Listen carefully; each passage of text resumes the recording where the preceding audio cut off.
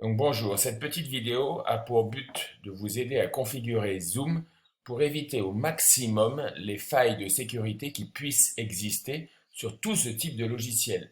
Zoom aujourd'hui est attaqué, mais je crois que Google Meet ou Teams de Microsoft possèdent exactement les mêmes failles. Ce sont des outils gratuits et leur business c'est de récupérer les données des gens, les données que vous partagez. Et ils ne sont pas intrusifs, ils ne viennent pas vous voler des données, mais de par la configuration que vous donnez à l'utilisation des logiciels, vous permettez ou vous ne permettez pas que ces entreprises récupèrent des informations que l'on peut considérer comme privées. Donc, quand vous ouvrez Zoom, il faut donc essayer de la configurer avec le moins de risques possible. Vous ouvrez la fenêtre de Zoom et ici, vous avez une petite roue dentée qui vous dit paramètres. Si vous cliquez sur paramètres, vous avez les différents paramètres, on va dire, de base, d'accord? Général, afficher la durée de la réunion, par exemple, sachant que ça dure 40 minutes, c'est bien de savoir combien de temps il me reste pour finir ma réunion. Afficher les données de la vidéo, d'accord? Vous pouvez donc l'afficher en 16 neuvième, vous pouvez montrer une boîte de dialogue. Je vous conseille de cliquer sur désactiver ma vidéo lorsque je rejoins une réunion. C'est-à-dire, si vous rejoignez une réunion, si vous vous acceptez dans une réunion à laquelle vous avez été invité, l'hôte, l'administrateur de la réunion ne pourra pas voler des images qui vous appartiennent. Vous devez autoriser votre caméra à se mettre en place. Masquer les participants, donc ça c'est pour les élèves qui n'ont pas de vidéo, je ne vous conseille pas de cliquer sur cette option. Mettre ma vidéo en avant lorsque je parle, ça peut être quelque chose d'intéressant pour le professeur lorsqu'il parle, c'est-à-dire qu'il va apparaître en grand écran. Vous pouvez ensuite regarder dans les audios, etc., partager l'écran, d'accord? Et vous pouvez donc chercher les différentes adaptations qui vous arrangent. Si vous ne voulez pas que l'on voit votre appartement, vous pouvez choisir un arrière-plan virtuel. Donc par exemple, moi avec mes élèves, j'utilise très souvent cet arrière-plan où je leur dis bonjour, entre guillemets, de Providencia, où donc derrière moi, derrière mon visage, apparaît la plage. Et donc je peux cacher mon environnement privé aux participants de la réunion. Mais pour revenir à ce qui nous intéresse et avoir plus de sécurité, quand je reviens à général, je peux aller à afficher plus de paramètres. Donc là, quand j'affiche plus de paramètres, on va m'ouvrir une page web. Je vais être connecté avec Google normalement. Donc là aussi, évidemment, je vais partager mon email, je vais partager certaines informations. Hein, vous voyez, donc se connecter avec Google. Cependant, c'est l'information du lycée, c'est l'adresse du lycée. Donc je pense que le site corporatif, l'adresse corporative que l'on a à lfcali.edu.co possède certaines protections, sachant que c'est un domaine éducatif. Donc là, dans la réunion, je vais pouvoir régler de nombreux paramètres qui vont me protéger contre les intrusions de ma privacité.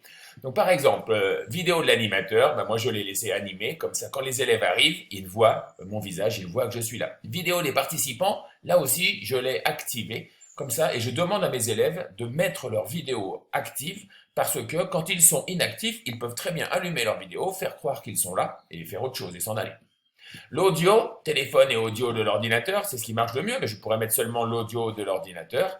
Accès à la réunion avant l'arrivée de l'animateur, donc là, non, il faut désactiver cette option, sinon les élèves pourront commencer à faire des choses que vous ne contrôlez pas avant que vous arriviez. Utiliser l'ID, bon ça c'est des choses. Demander un mot de passe, donc ça c'est plus pour les entreprises. Par exemple, le gouvernement, Monsieur Boris Johnson, la Cour suprême de justice de Colombie, utilise Zoom et j'imagine qu'ils envoient un mot de passe qui va caduquer quelques minutes après la connexion. C'est-à-dire qu'on va donner une fenêtre de quelques minutes pour pouvoir se connecter. Nos élèves ayant une appréciation, on va dire, diverse de l'heure, je préfère ne pas l'activer. Mais si vous voulez obliger vos élèves à arriver à l'heure, ça peut être une solution. Vous donnez un mot de passe assez facile à retenir pour que les élèves ne l'oublient pas, qui est valable 5 minutes et vous pourrez contrôler donc les entrées.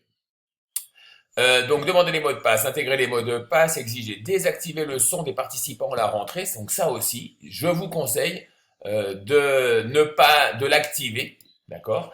Lorsqu'à tous les participants, lorsqu'ils arrivent, ils n'ont pas de son, c'est-à-dire que vous allez éviter ce qui s'est passé en France par exemple, ou ce qui s'est peut-être passé au lycée, je ne sais pas exactement, avec des sons de vidéos porno qui apparaissent ou des choses comme ça. D'accord? Donc des sons indésirables, si je coupe leur micro, je vais donner la parole à chaque élève quand il va lever la main à l'aide de du petit outil lever la main. D'accord? Ensuite, qu'est-ce qu'il faut? Empêcher les participants d'enregistrer la réunion. Je vous conseille donc d'activer cette option car vous allez éviter que des élèves vous enregistrent à votre insu. La discussion est privée, donc vous pouvez envoyer des messages privés à un autre participant. Je vous conseille de désactiver cette option afin que les élèves ne puissent pas communiquer entre eux. Ils peuvent seulement communiquer à tout le groupe, donc vous voyez ce qu'ils écrivaient, ou à l'organisateur, c'est-à-dire à vous.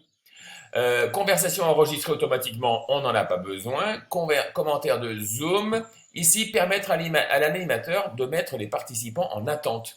Là, oui, il est très important de pouvoir faire cela. Comme ça, un invité qui ne respecte pas les règles, vous pouvez le supprimer temporairement. Vous pouvez l'exclure 5 minutes de la classe. D'accord? Il y a aussi une option qui est la salle d'attente. Donc, partager l'écran, l'hôte seulement. Il ne faut pas donner le partage aux élèves. En tout cas, il faut le configurer comme ça dès le départ. Vous autoriserez un élève à partager son écran si vous le lui demandez. Désactiver le partage bureau. Annotation, il faut désactiver cette option. Je vais empêcher les élèves de gribouiller sur les documents que je partage, par exemple, parce que quand quelqu'un gribouille, on ne saura pas qui c'est. Donc, je vais enlever l'option annotation. Seul moi peux annoter les documents partagés, ou alors je vais autoriser un élève à commenter le document qu'il partage, mais de façon temporaire. Enfin, commande à distance, la personne qui partage peut permettre aux autres de contrôler le menu partagé. Non, je ne vais pas autoriser les élèves à modifier les configurations. En réunion avancée, je peux faire des salles de petits groupes, d'accord? Donc ça, c'est intéressant parce que vous pouvez, par exemple, faire des ateliers tournants. Tout le monde rentre dans la réunion et ensuite vous les partagez dans les petites salles et vous pouvez distribuer une tâche différente pour chacun. Donc en biologie, on fait souvent des TP tournants, par exemple, avec une mise en commun à la fin. Qu'est-ce qui est bien encore? Arrière-plan virtuel. Donc je vous conseille d'autoriser cette option. Ça permet aux élèves de cacher leur chambre, par exemple, ou de cacher des choses de la vie privée. Et je crois, voilà, la dernière option qui est très importante, c'est la salle d'attente. Il faut absolument activer cette salle d'attente. Comme cela, vous n'acceptez à la réunion que des individus que vous reconnaissez grâce à leur mail du lycée. Donc, je pense que si l'on applique toutes les options que je viens de vous donner, travailler avec Zoom est quelque chose de relativement sûr.